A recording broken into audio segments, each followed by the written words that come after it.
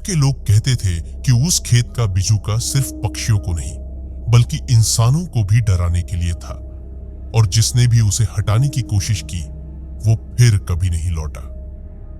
गांव के बाहरी इलाके में एक पुरानी हवेली थी जिसे लोग भूतिया हवेली कहते थे। वहां एक बूढ़ी औरत रहती थी जिसे गांव वाले चुड़ैल मानते थे। कोई नहीं जानता था कि वो वहां कब से थी, लेकिन लोग उससे डरते थे। उसके खेत के बीचों बीच एक बड़ा और अजीब बिजूका था।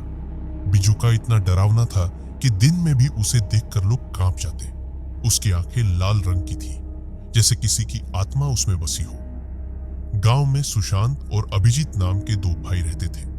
ये दोनों बेहद लालची, धूर्त और निर्दयी थे। वे कमजोरों को सताने और लोगों को डराने के लिए जाने जाते थे। जब उन्होंने सुना कि चुड़ैल के खेत के पास की जमीन बहुत उपजाऊ है तो उन्होंने उसे हड़पने की योजना बनाई। अभिजीत हंसते हुए, भैया, इस बूढ़ी चुड़ैल ने पूरे गांव को डराया हुआ है, लेकिन हमसे ज्यादा चालाक कोई नहीं। सुशांत घमंड से, सही कह रहे हो।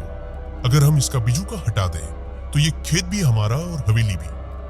वे दोनों चुड़ैल के खेत में घुस गए और बिजूका को उखाड़ने की कोशिश करने लगे, लेकिन जैसे ही उन्होंने उसे छुआ, हवा तेज हो गई। बिजूका की लाल आंखें चमक उठी और पूरे खेत में अजीब सी आवाजें गूंजने लगी। अभिजीत डरकर, भैया ये क्या हो रहा है? सुशांत गुस्से में, अरे कुछ नहीं, ये सब डराने के लिए कोई चाल है। तभी बिजूका ने अपनी गर्दन घुमा ली और दोनों भाइयों को घूरने लगा। सुशांत ने घबराकर बिजूका पर कुल्हाड़ी से वार किया, लेकिन जैसे ही उसने वार किया, बिजूका ने अपनी लंबी और कटी फटी उंगलियों से उसका गला पकड़ लिया। बिजूका भयानक आवाज में, तुमने मेरी नींद तोड़ी है, अब मैं तुम्हारी जान लूंगा। सुशांत चीख पड़ा, लेकिन अभिजीत ने उसे छोड़कर भागने की कोशिश की।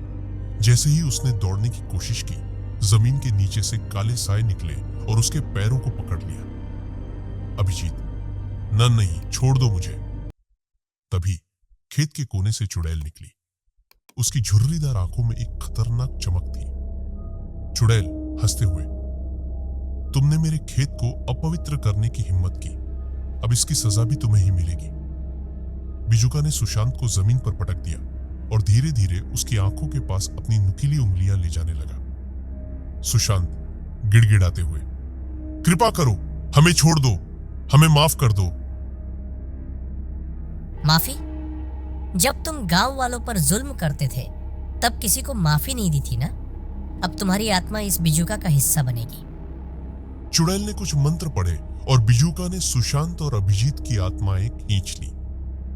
अगली सुबह गांव वाले खेत में आए और देखा कि बिजूका अब पहले से भी बड़ा हो चुका था और उसके चेहरे पर सुशांत और अभिजीत की फीकी परछाइयां दिख रही थी। उसके कपड़ों से हल्की हल्की चीखें सुनाई दे रही थी, जैसे कोई हमेशा के लिए कैद हो गया हो। गांव में किसी ने फिर उस खेत में कदम नहीं रखा, क्योंकि सबको पता था बिजूका अब सिर्फ पक्षियों को नहीं बल्कि लालची इंसानों को भी डराता था।